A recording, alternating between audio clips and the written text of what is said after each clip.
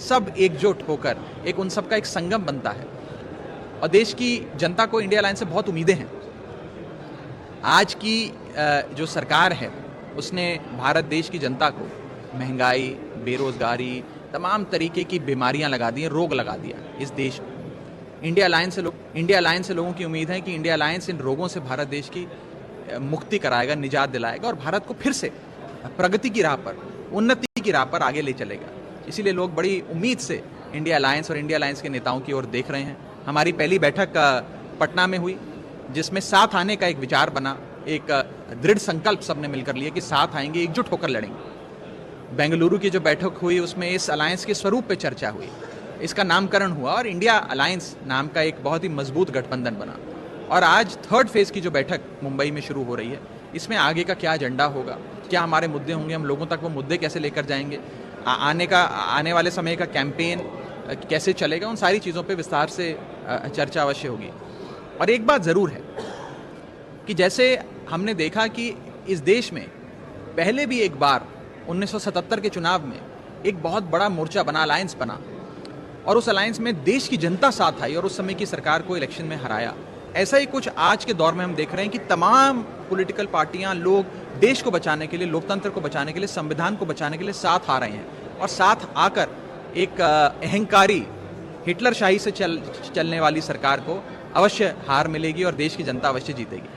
आप एनडीए की और बीजेपी की खास तौर पे बौखलाहट इसी चीज़ से देख सकते हैं कि वो लगातार हम पर, हमारे नाम को लेकर हमले कर रहे हैं।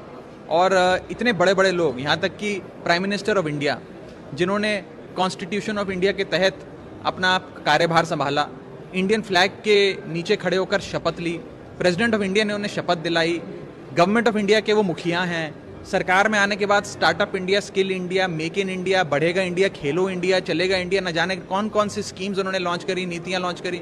आज उसी पार्टी को और उन्हीं लोगों को इंडिया शब्द से नफरत हो गई। आज ये हमारे अलायंस का जो कंपैरिजन है वो किसी आतंकवादी संगठन से कर रहे हैं, क्योंकि उन्हें इंडिया शब्द से इतनी नफरत हो गई। ये नफरत नहीं है, ये उनकी बौखलाहट है। ये लोग डरे हुए हैं, घबराए हुए हैं कि कहीं ये गठबंधन सफल ना हो जाए। और आप देखिए, रोज हर प्रकार से बीजेपी यही प्रयास करती है कि अलायंस फेल हो जाए।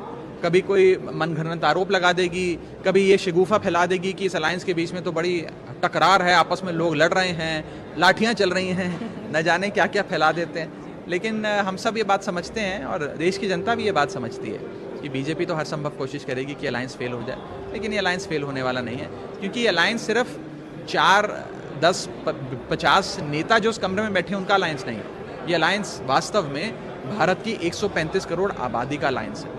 वो आबादी साथ आई है, पूरा देश साथ आया है। और उस 135 करोड़ आबादी का एक ही लक्ष्य है कि हमारी आमदनी नहीं बढ़ी, हमारा खर्चा बढ़ता गया, महंगाई बढ़ती रही, हमारे बच्चों को अच्छी नौकरी नहीं मिली, बड़े बुजुर्गों को इलाज नहीं मिल रहा। इन सारी समस्याओं का, रोज़मर्रा के जीवन में जिन समस्याओं से इंसान जूझता है, उन समस्याओं का हल चाहिए।